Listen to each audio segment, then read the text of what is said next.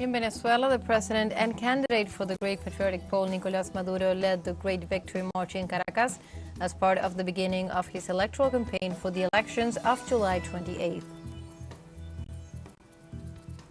President of Russia, Vladimir Putin, received on Friday the Prime Minister of Hungary, Viktor Orban, who will present his proposal for a solution to the conflict with Ukraine.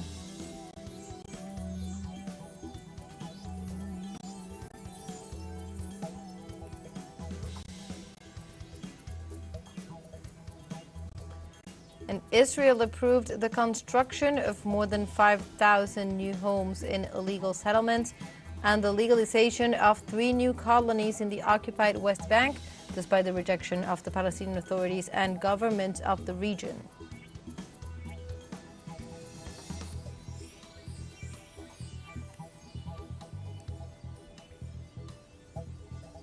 Hello and welcome to From the South. My name is Belén de los Santos and from the teleSUR studios in Havana, Cuba, we begin with the news.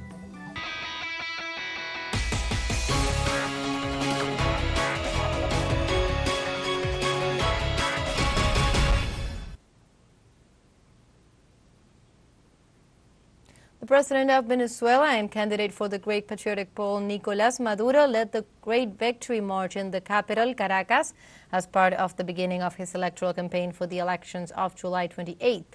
During the massive mobilization that started from the vicinity of the PDVSA La Campiña towards the Miraflores Palace, the national executive was received by the people amid joy and signs of affection. The candidate of the Great Patriotic Poll also thanked the militants who reaffirmed their support for a sure victory on July 28th.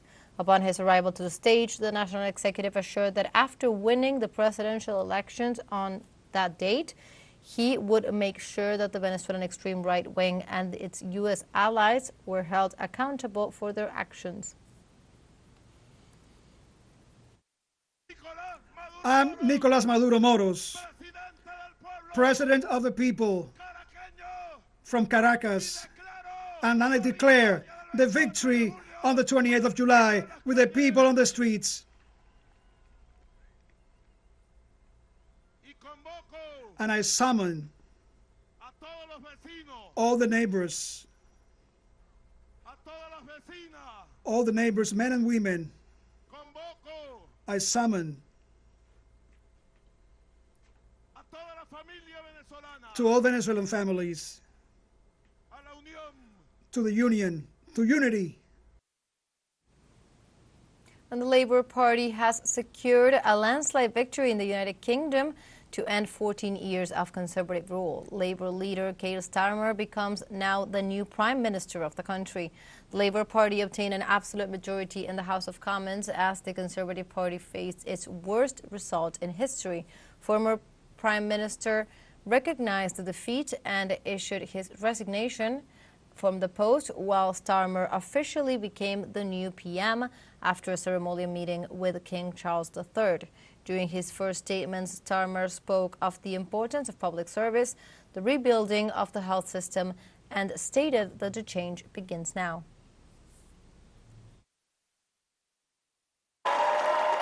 Thank you.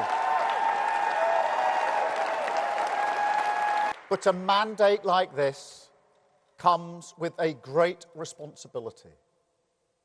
Our task is nothing less than renewing the ideas that hold this country together. National renewal. Country first, party second isn't a slogan. It's the guiding principle everything we have done and must keep on doing. On the economy, on national security, on protecting our borders. The British people had to look us in the eye and see that we can serve their interests. And that work doesn't stop now. It never stops. The changes we've made are permanent, irreversible, and we must keep going. We ran as a changed Labour Party, and we will govern as a changed Labour Party. For his part, outgoing Prime Minister Rishi Sunak acknowledged the Conservative Party's defeat and congratulated Keir Starmer on his win. The Labour Party has won this general election. and I have called Sir Keir Starmer to congratulate him on his victory. Today, power will change hands in a peaceful and orderly manner, with goodwill on all sides. That is something that should give us all confidence in our country's stability and future. The British people have delivered a sobering verdict tonight. There is much to learn and reflect on, and I take responsibility for the loss. We now go to France, where up to 200 aspirants to the left or centre deputies of parliament, third in voting intention, have withdrawn their candidacies during the last hours to avoid a triumph of the far right in the second round of the legislative elections on Sunday, July 7th. Those who withdrew their candidacies belong to several political forces, but mainly come from the New Popular Front, an alliance between France Insoumise and other formations of the traditional left, and from the coalition Together for the Republic, created around the Renaissance Party of President Emmanuel Macron of the center. The far-right National Rally led with 32.2% of the votes in the first round of the legislative elections held on June 30th. Next came the New Popular Front with 29.1% of the votes, while Macron's coalition came in third with 21.5%.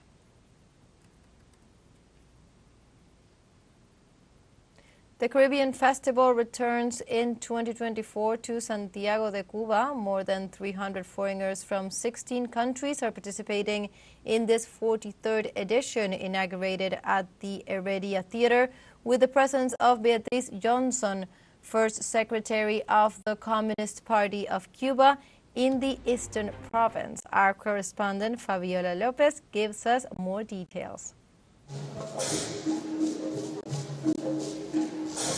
The Festival of Fire is back. The drum sound, the color sparks, the joy rises, and the rhythm bursts. Santiago de Cuba, the untamed city of this island, is consecrated as the most Caribbean of the Cuban cities. Cuba is going through one of the worst crises since the revolutionary triumph of 1959, as never before. Material shortages of all kinds insist on daily life and ravage the achievements of the revolutionary process. This is not the only hardship that this festival of culture has had to coexist with. It is good that young people and those who visit for the first time know that the Festival of the Caribbean has never been suspended, but that it has been strengthened by solidarity.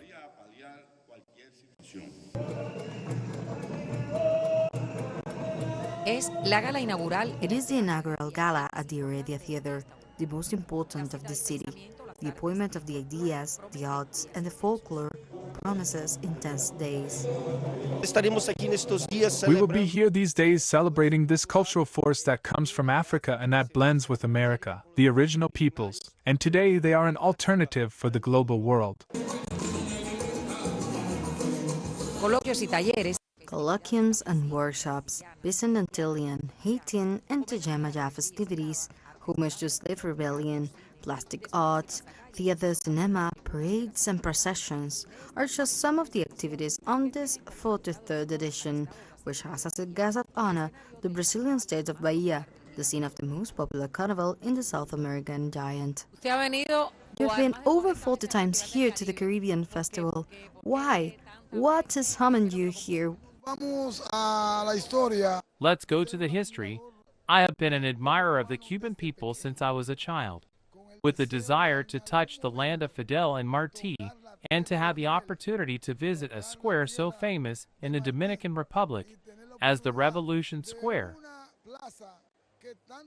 When I came here, I wanted to go crazy, and since 1998, I have been saying present at this festival.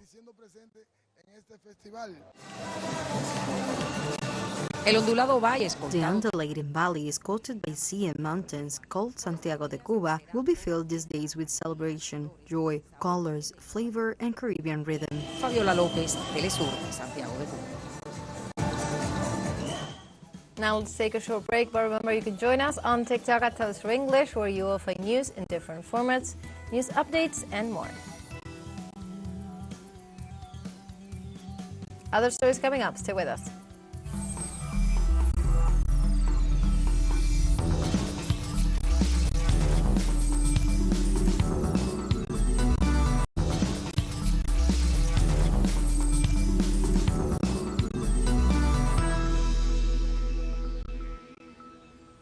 Welcome back from the south. In Argentina, the grandmothers and mothers of Plaza de Mayo demonstrated in front of the government house in defense of human rights and in rejection of the policies of the Javier Milei's administration. Within the framework of the historical marches of Mothers of Plaza de Mayo, the main objective of this mobilization was to denounce the dismantling of the Secretariat of Human Rights and the layoffs in the spaces for memory and the dependencies of the state orchestrated by Milei. In addition, the organizations presented a joint document before the government house that exposed their claim and rejection to these policies that effectively destroy the state apparatus on the principles of human rights.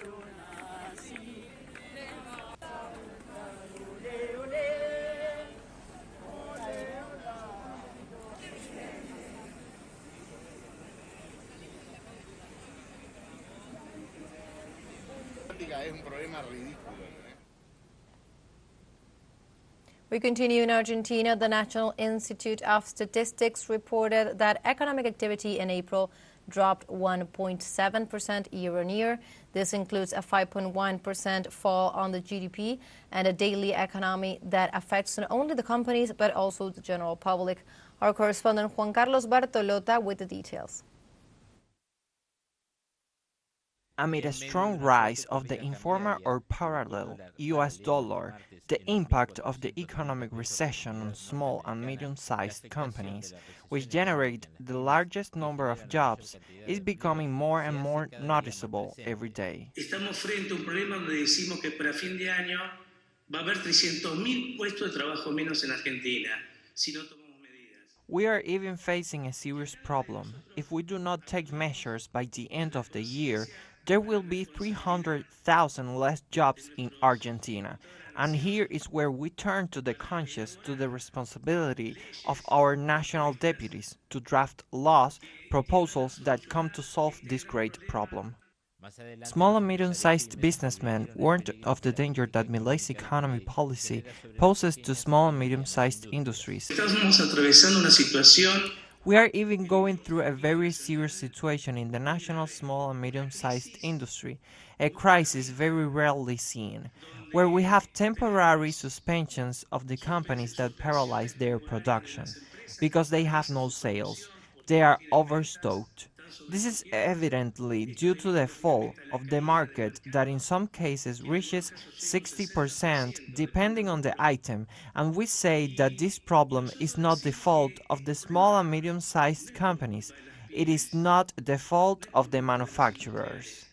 Agricultural procedures, in this case of the cold cuts industry, state that the law of basis is insufficient to revert situations such as taxation. Until we make the second, third, fourth law, thinking mainly on the small, medium-sized companies, we do not want any gift. That is all. That time has passed.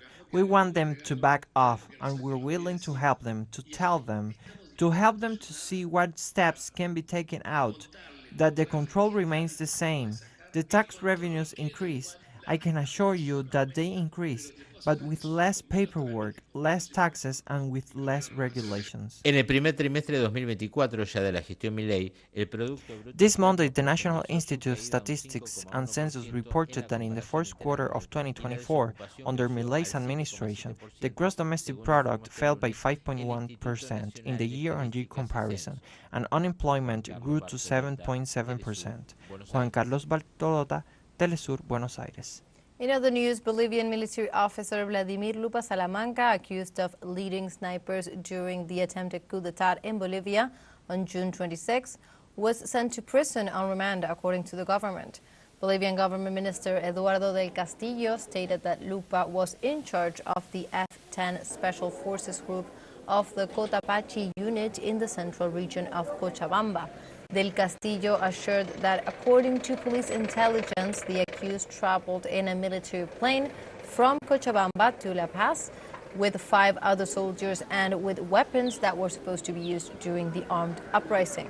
Prosecutor Franklin Alborta, head of the commission investigating the events of June 26, said that around 30 people, including civilians and military personnel, are being investigated.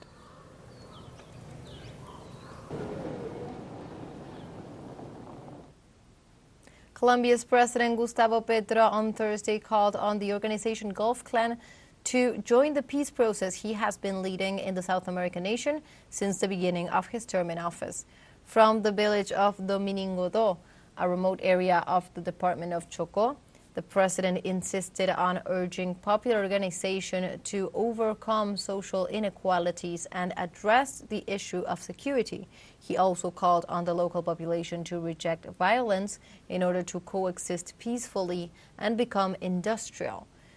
Petro recently urged the Gulf Clan, which is made up of some 1,700 members and has operations in 80% of the Colombian territory, to abandon extortion and the criminal activities that finance them. In other news, in Mexico, the government remains on red alert after Hurricane Beryl makes landfall on the coast of the Yucatan Peninsula. The National Coordination of Civil Protection of the country reported that 42 municipalities in the states of Quintana Roo and Yucatan are on red alert. The meteorological phenomenon made landfall north of Tulum, Quintana Roo, with winds of 175 kilometers per hour and gusts of 220 kilometers per hour. The latest reports from the National Hurricane Center in Miami, Florida, indicated that Beryl has lost intensity and is now a Category 2 storm. Regardless, the Mexican Civil Protection warned that the storm could have a second impact in the states of Veracruz and Tamaulipas. We have a final short break coming up, but before we invite you to join our WhatsApp community for our English-speaking audience. You can scan the QR code on screen to join directly and also share the link to reach more people. Constant news coverage of Latin America and the Caribbean, as well as the rest of the world. Stay connected and informed with teleSUR. Final short break. Don't go away.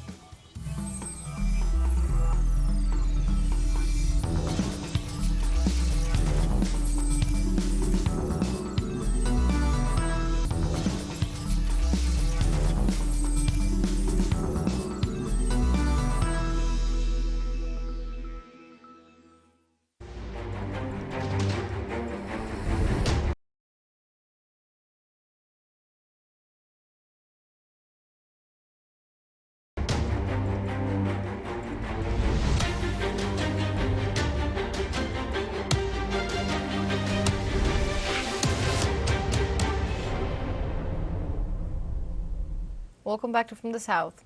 In Palestine, Israeli bombardment of the Gaza Strip left several people dead and dozens wounded on the 273rd day of the genocidal war against the Palestinian population. The Palestinian Red Crescent teams rescued the body of 1 person and 3 wounded after being attacked by an Israeli reconnaissance plane in the Al-Sika Street east of Jabalia camp. 5 other people were killed, including 3 children, in a bombardment of a house in the same locality. Civilian casualties were also reported following attacks in several parts of Gaza City, Han Yunis, Nusayrat, and Rafah. Since last October 7th, at least 38,011 people have been killed by Israel, most of them women and children, while more than 87,000 have been wounded.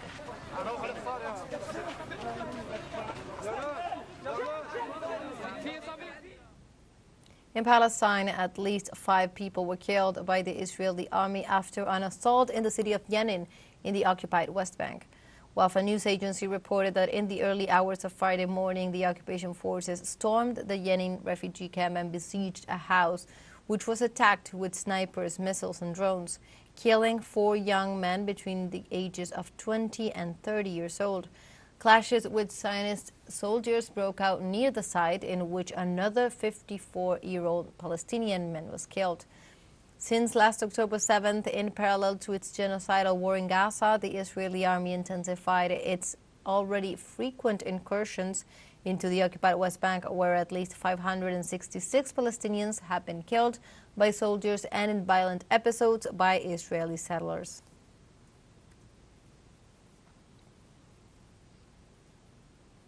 In this context, Israel approved the construction of more than 5,000 new homes in illegal settlements and the legalization of 3 new colonies in the occupied West Bank, despite the rejection of the Palestinian authorities and government of the region.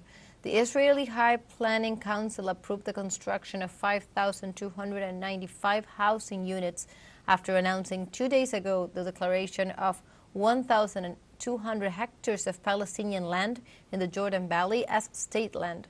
This is the largest land seizure since the Oslo Accords of 1993. Numerous countries such as Egypt, Qatar, Bahrain, Jordan and Saudi Arabia, as well as regional blocs including the European Union, the Arab League and the Gulf Cooperation Council, have denounced these expansionist actions which violate international law. According to official figures, more than 250,000 Jewish settlers live in the occupied East Jerusalem area and another 500,000 in the rest of the occupied West Bank. We now move on to other topics. The president of Russia, Vladimir Putin, received on Friday the Prime Minister of Hungary, Viktor Orban, who will present his proposal for a solution to the conflict in Ukraine. In this context, the Russian president stated that he intends to update the Prime Minister of Hungary and exchange views on the current situation in Ukraine, in addition to discussing bilateral relations. The visit comes after Orban's stop in Kiev earlier this week, during which he spoke with President Volodymyr Zelensky as part of what he referred to as a peace mission. In this regard, the Hungarian premier stated that conflicts require peace mediators, which is why he will continue to be an intermediary in the talks between Kiev and Moscow.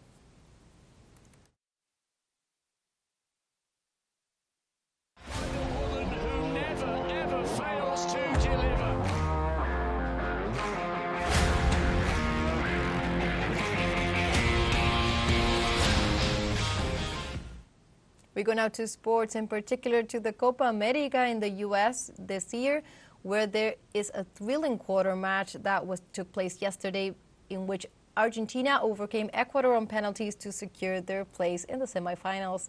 In the penalty shootout, Dibu Martinez was the star of the show after Leo Messi missed his shot. The Argentine goalkeeper saved 2 consecutive shoots that motivated Argentina. The Albiceleste team defeated their opponents 4-2 on penalties after a 1-1 draw in normal time, and now will have to wait to find out who their opponent will be, and they will come out of Friday's match between Venezuela and Canada. Argentina will be playing next with the yet-to-be-defined opponent on July the 9th, which coincides with the Independence Day of the country. The MetLife Stadium in New Jersey will be the place where they will fight for a spot in the big finale.